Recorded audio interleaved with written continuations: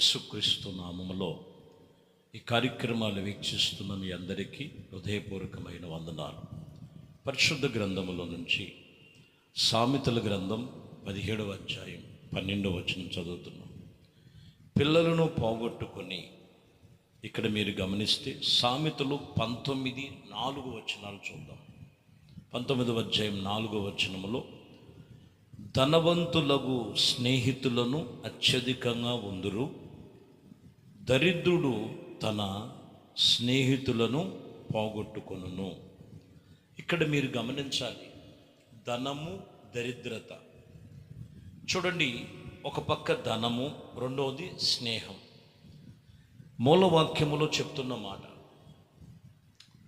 ఈ లోక సంబంధమైన ధనములో పడి చాలామంది సాక్ష్యాలు చెప్తుంటారు. ప్రభునొద్దకు రాకముందు మా దగ్గర ఏమీ లేదు, మేము పూర్తి జీరో.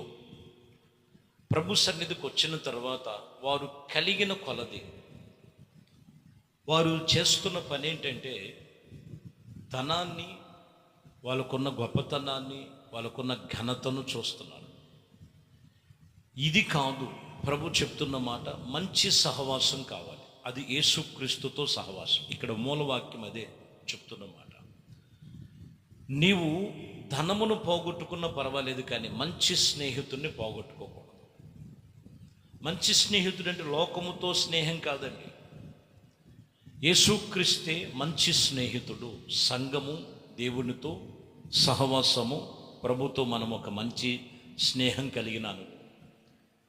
లూకాసు వార్తలో ఒక మాట అంటారు, 16వ అధ్యాయం 9వ వచనంలో, అన్యాయపు సిరి వలన మీకు స్నేహితులను సంపాదించుకొనుడి. ఏమన్నాడు ఇక్కడ? అన్యాయపు ఒకవేళ సిరి వచ్చిన, ధనమున్న, ముందు స్నేహితులు సంపాదించుకోండి. ఎందుకనగా ఆ సిరి మిమ్మల్ని వదిలిపోయినప్పుడు వారు నిత్యమైన నివాసములో మిమ్మలను చేర్చుకొందురు. మీతో చెప్పుచున్నాను. యేసుప్రభు అంటాడు, స్నేహితుల్ని మీరు చేర్చుకోండి. ఆ సిరి మిమ్మల్ని విడిచిపెట్టిన తర్వాత ఇదిగో వారు మిమ్మల్ని నిత్యమైన నివాసములోనికి చేర్చుకోండి. యేసు ప్రభువారే నిత్యమైన నివాస స్థలములో నివసించువాడు. ఆయనే మనకి మంచి స్నేహితుడు. కాబట్టి నువ్వు అన్యాయపు సిరి, చాలామంది కూడా ఈరోజు మనం చూస్తే ధనము ధనము ధనము ధనము ధనము లేకపోతే ఏం చేయాలండి? ధనము కావాలి కదండి. ధనముతోనే, ధనమే ప్రాముఖ్యముగా వారు మైండ్లో పెట్టారు. ఇక్కడ ధనము కంటే ముందు ఒక మంచి స్నేహితుడు యేసు ప్రభువారిని మనము స్నేహంగా ఎంచుకొని, ఆయనతో సహవాస సంబంధములో ఆత్మ సంబంధముగా నడుచుకునేటువంటి నిత్యత్వమును గురించి మనం ఆలోచన చేయాలి. చాలామందిలో ఇది లేదు. ధనము ధనము ధనము ఎలాగున్నదంటే, ఇంకొంచెం వాళ్ళకి ఏదన్నా కొంచెం ధనం ఎక్కువ ఉందంటే ఎక్కువగా వాళ్ళని ప్రేమించటం. ఇక్కడ ప్రభు అంటాడు, అన్యాయపు సిరివైపు కాదు నీ మనస్సు. ఒక మంచి స్నేహితుడిని నువ్వు ఏర్పాటు చేసుకో. నువ్వు నిత్యత్వములో, నిత్యమైనటువంటి నివాసములో నిలిచి ఉండేటువంటి అనుభవం. కాబట్టి ఈరోజు మంచి స్నేహితుడు ఎవరు అనేది మనం గమనిస్తే మన ప్రభు అయిన యేసుక్రీస్తు మీరు గమనించాలి. ఉదాహరణకి మీరు లేఖనములో మనం చదివితే సమూయేలు, మొదటి సమూయేలు గ్రంథములో ప్రారంభ దశలో చూడండి, సమూయేలు రాసిన మాటల్లో సౌలు అంటాడు. సౌలు మాటలు మీరు చూస్తే సమూయేలు మొదటి గ్రంథం 11వ అధ్యాయంలో 7వ వచనంలో, ఒకని గాడిదను తీసుకొని తూనికలుగా చేసి ఇజ్రాయేలీల దేశములో నలుదిక్కుల దూతల చేత వాటిని పంపి సౌలుతోనూ సమూయేలుతోనూ చేరకుడినట్లు వారిని ఎడల వారి ఎడ్లను ఇదే ప్రకారముగా నేను చేసేదనని వర్తమానము పంపి, యెహోవా భయము జనుల మీదకి వచ్చునుగాక అని ప్రకటన చేశాను. సౌలు చూడండి, మొదటి ప్రారంభములో ఏమంటున్నాడు? ఇదిగో సౌలుతోనూ సమూయేలుతో సహవాసం కలిగి ఉండాలి. మీలో ఎవరైనా సహవాసము లేకపోతే జీవము కలిగిన దేవుని సన్నిధిలో అక్కడ అంటాడు, వాళ్ళ దేవుని భయము కలుగు చేసి, అలాగే వాక్యం చెప్తున్నటువంటి మాట, నిదిగో ఈ ఎద్దును తునకలు చేసినట్లుగా మిమ్మల్ని కూడా నేను తునకలు చేస్తాను. ఎంత వైరాగ్యంతో ఉన్నాడు సౌలు.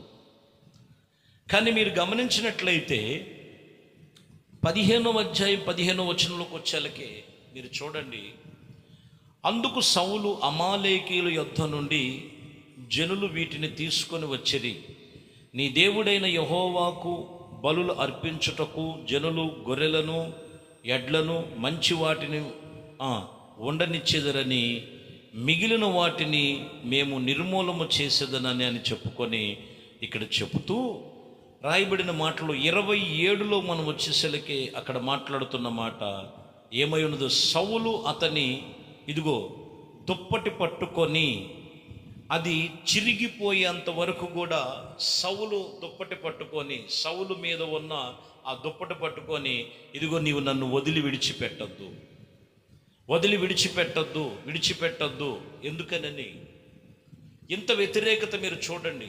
ఒకప్పుడు మనం 11లో మనం చదివితే, ఇదిగో సౌలుని కానీ సమూయేలుని కానీ మీరు విడవకూడదు, మీరందరూ మనమందరం చేర్చుకోవాలి, అంత భయముతో వైరాగ్యముతో ఉన్నటువంటి విషయంలో ఎంత వ్యతిరేకత వచ్చింది సౌలు జీవితంలో మీరు గమనించాలి. అందుకని 26లో సౌలు అంటారు, అందుకు సమూయేలు సౌలుతో చెప్తున్నారు, ఇదిగో అందుకు సమూయేలు, నాతో కూడా నేను తిరిగి రాను, నీతో కూడా నేను తిరిగి రాను, నీవు యెహోవా ఆజ్ఞ విసర్జించితివి గనుక ఇజ్రాయేలు యొక్క మీద రాజుగా ఉండకుండా యెహోవా నిన్ను విసర్జించి ఉన్నాడని చెప్పి. చూసారా, సహవాసం పోయింది. ఈ సహవాసం ఎక్కడ? అమాలేకీయుల యొద్దకు వెళ్ళినప్పుడు మీరు అక్కడి నుంచి ఏమి పూచిక పుల్ల కూడా తీసుకురావద్దని దేవుడు ఆజ్ఞించాడు. ఇదే మాట సమూయేలు చెప్పాడు. కానీ సౌలు ఏం చేశాడు? ఆయనకి కావలసినవన్నీ క్రొవ్వినవి బలిసినవన్నీ తెచ్చిపెట్టుకున్నాడు. దేవుని దృష్టికి చూడండి, చాలామంది జీవితంలో అదే, ఈ లోక సంబంధమైన విషయములు పడిపోతుంటారు, ధన సంబంధమైన విషయములు పడిపోతుంటారు, శరీర సంబంధమైన విషయములు పడిపోతుంటారు, పోగొట్టుకుంటుంటారు. ఈరోజు నువ్వు పోగొట్టుకునేది ఏంటో ఒకసారి గమనించాలి. బ్రతకటానికి, తినటానికి, ఏదో ఉండటానికి లోకములో ఏదో సరిపోతుందని చెప్పుకుంటున్నారు చాలామంది. ఆత్మ సంబంధమైన విషయంలో పోగొట్టుకున్నారు సౌలు వలె చాలామంది ఈరోజు మనం గమనించాలి. మొదటి లేచిన వైరాగ్యం లేదు సేవలో, సేవ పరిచర్యలో కొందరిలో. కారణం ఏంటంటే ఏదో వాళ్ళ అవసరాలు గడిచిపోతున్నాయి, ఆ రోజు గడిచిపోతుంది, ఆ నెల గడిచిపోతుంది దేవుని సన్నిధిలో. ఎందుకని అంటే ప్రభు కొన్ని విషయాల్లో సౌలుతో చెప్పిన మాటే ప్రతి సేవకులు, ప్రతి విశ్వాసులతో చెప్తున్నాడు. ఆయన అపవిత్రమైనవి, నిషేధమైనది ఆజ్ఞ ఇచ్చినప్పుడు అది వద్దన్నప్పుడు వద్దు, లేకపోతే పోగొట్టుకునే పరిస్థితులు ఉంటాయి. అందుకని అన్యాయపు సిరి ఉన్నప్పటికీ సిరి కాదు, కావలసింది మంచి స్నేహితుడు, మన ప్రభు అయిన యేసుక్రీస్తుతో సహవాస సంబంధం కలిగి ఉండాలి. మీరు గమనించినట్లయితే ప్రియమైన దేవుని బిడ్డలారా, అక్కడ యెషయా గ్రంథములో 38వ అధ్యాయం 10వ వచనంలో ఒక మాట అంటాడు హిజ్కియా 38:10, నా దినములు మధ్యాహ్న కాలమందు నేను పాతాళ ద్వారమున పోవలసిన నా ఆత్మశేషము పోగొట్టుకొని ఉన్నాను. చాలా జాగ్రత్త. ఆత్మశేషం పోగొట్టుకోకూడదు.